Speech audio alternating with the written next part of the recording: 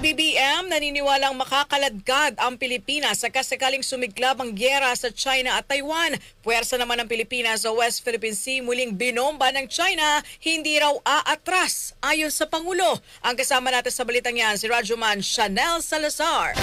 RMN Live Report! If there is a war over Taiwan, we will be in drone.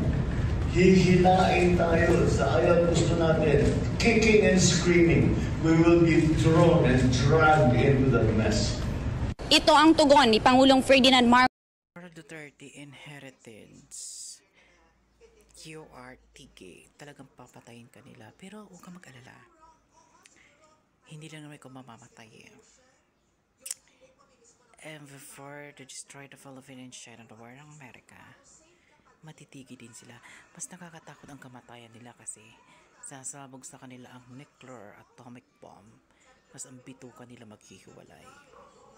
Sa ikaw, Sara Duterte, kakatayin ka lang naman. So to wait to the judgment day of death and going to hell. Bakit ka natatakot mamatay? Sara Duterte inheritance. QRTG. Talagang papatayin ka nila. Pero huwag ka mag-alala. Hindi lang naman ikaw mamamatay eh. And before to destroy the Philippines and China the war ng America, matitigi din sila.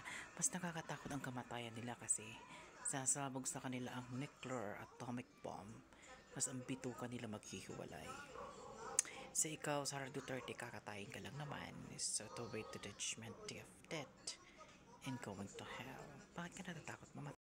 To all drunkers, alam naman natin pagtatawanan ng Philippines government of people social media ang China kasi nakarpan sila through accident para of the Philippines Coast Guard Pacific Sea and South China Sea to Philippines and World War III.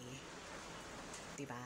Kaya our sacrifice, kaya ang mangyayari din yan, mag-off muna kayo China kasi ang kapalit din yan katakot-takot, baka ang Philippines tuluyan niyang pasabugin ng China ng nuclear kasi China na Sara Duterte inheritance.